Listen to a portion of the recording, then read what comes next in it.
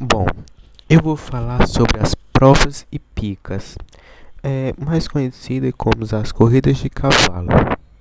Elas eram as únicas disputadas fora dos Estados Olímpicos da Grécia Antiga. Eram basicamente carro puxado por 2 cavalos a 4 cavalos.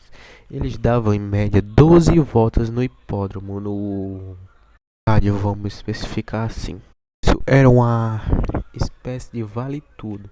Podia fazer tudo o que você quisesse, que era para se consagrar o vencedor ao final da prova. E tinha que cruzar em primeiro lugar para ser dado o campeão da prova.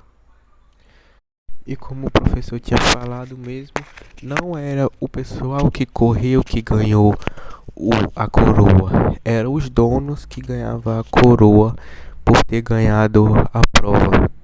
Assim como antes mulheres não poderiam participar correndo, elas de certa maneira se tornavam vencedoras. Por quê?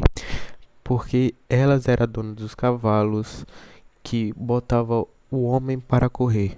Bom, um dos primeiros registros da competição foi registrado na data de abril de 1641, mas foi no Brasil. Ela foi coordenada por holandeses. Só que a data que eu dei agora foi a do Brasil, mas essa corrida de cavalo é de muito antes do que 1641. E não só da Olimpíada Antiga, era da Olimpíada Nova também.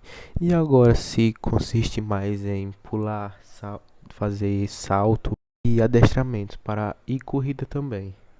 Agora é mais conhecida como plantalto moderno e é bastante competido nas Olimpíadas. Bom, o hipismo teve a origem dela na Inglaterra. Em volta do século XVII, teve a iniciativa de Jaime I, mas as corridas foi organizada por Carlos II, ele que deu o boost para começar a correr. Bom, basicamente, no início do século XIX, o hipismo só se resumia literalmente em pular cerca. Não era mais nada, só no século seguinte que foi ter modificações. Foi no ano de 1902 que ele começou a ter modificações. O italiano Federico Capellin, que introduziu cerca de seguidas das outras normas do torneio, que era em torno de 15 e 20 obstáculos para o cavalo pular, dividido em saltos longos, curtos, altos, baixos, para ver a melhor performance do cavalo.